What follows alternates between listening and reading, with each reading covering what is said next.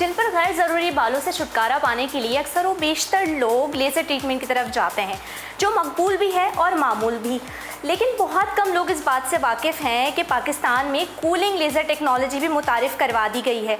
ये laser technology है क्या और किस तरह से काम करती है, आइए आपको भी दिखाते हैं। इस हवाले से हमने लेज़र थेरेपिस्ट मेघा से बात की और उनसे चंद सवालात किए कि ये टेक्नोलॉजी क्या है और कितनी कारआमद है, कितना वक्त इस अमल के लिए दरकार है और इस पर कितना खर्च आता है। जिस पर लेज़र थेरेपिस्ट मेघा ने बताया कि जब हम न्यू टेक्नोलॉजी की बात करते हैं, कूलिंग टेक्नोलॉजी की, तो ये सेफेस्ट लेज़र है।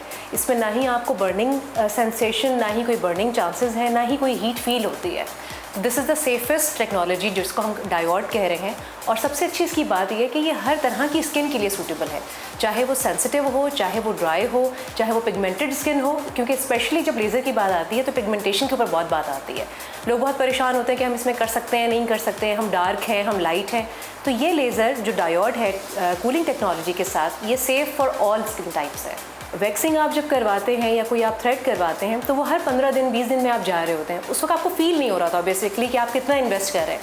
लेकिन लेज़र आप मंथ में एक दफ़ा करवा रहे हैं, तो ये उतना एक्सपेंसिव नहीं है जितना लोग समझते हैं, लेकिन ये मोर लास्टिंग है।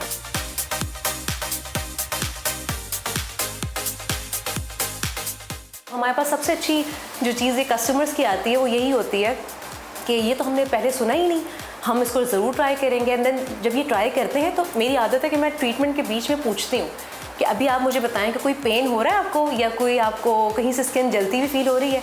तो दे वर परफेक्टली फाइन हमेशा कि मतलब दिस इज़ अमेजिंग कि हमें कुछ भी ऐसा महसूस नहीं हो रहा।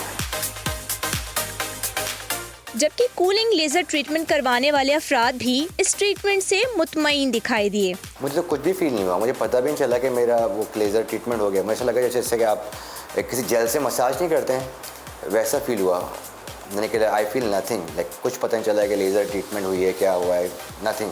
क्योंकि आपके हेयर्स के जो अपर जो आपके फेस के अपर जो हेयर्स होते हैं वो आपको बहुत तंग कर होते हैं। हर 2-3 दिन बाद you need to go to the salon and खत करवाना पड़ता है। ये एक्चुअली कूलिंग ट्रीटमेंट था क्योंकि मुझे बिल्कुल ऐसे ही लग रहा था मेरे मुंह, फेस पे और हैंड्स पे आइसिंग हो रही है। सो नथिंग मच, और मैं कुछ इचिंग नहीं, मुझे फील भी नहीं हुआ।